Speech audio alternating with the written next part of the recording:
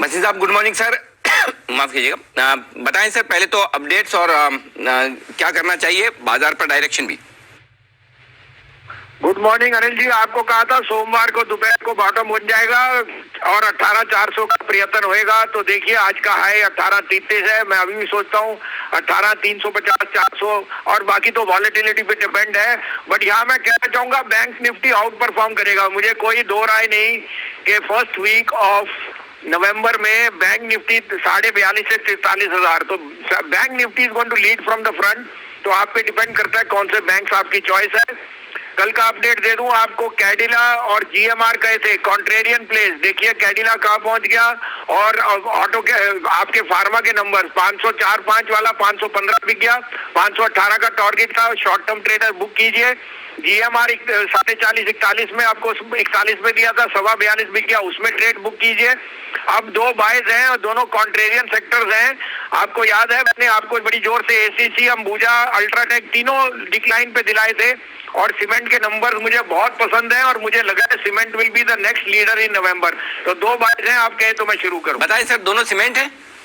नहीं, एक सीमेंट है, एक फार्मा है सर जी बताइए। फार्मा में सिप्ला ने नंबर जो दिए हैं शॉर्ट टर्म में प्रॉफिट बुकिंग आएगी, but I think pharma is going to go places. तो पहला पिक फार्मा का ही है भाई, डॉक्टर रेड्डी। मैं बहुत सहमत हूँ सिमी जी से, मैं उनको मानता हूँ क्योंकि सिमी जी की कॉन्ट्रेरियन प्लेस बहुत अच्छी होती है।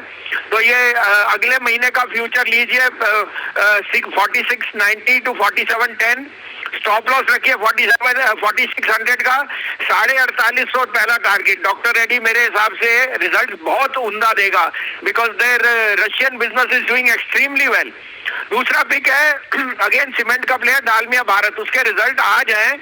मैंने अभी 50-55 पे कहा था लेकिन भाव बढ़ गया, 72-73 हो गया। थोड़ा सा रिस्क ले सकते हैं तो देखिए क्योंकि रिजल्ट आज है। अनिल जी केवीएट ये है और मुझे लगता है 2020 तक का टारगेट आ सकता है। 1955 में अगर कहते तो 1935 का स्टॉप लॉस था, अगर 1955 आपका स्टॉप लॉस होगा।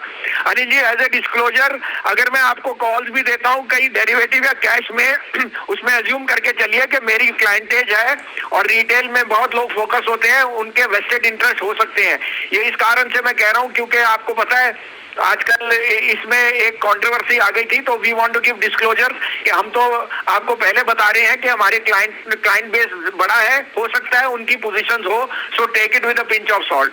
डेफिनेटली, तो ये मानकर चलें क्योंकि रिटेल का बड़ा कारोबार है आईएफएल का और बसिन साहब के इतने क्लाइंट्स भी है, तो ये मानकर चले उनके क्लाइंट्स का इंटरेस्ट इसमें हो सकता है। बसिन साहब का पर्सनली कोई इंटरेस्ट नहीं है, ये बात साफ है। तो डॉक्टर रेड्डीज और डालमिया दो डी लेटर के स्टॉक्स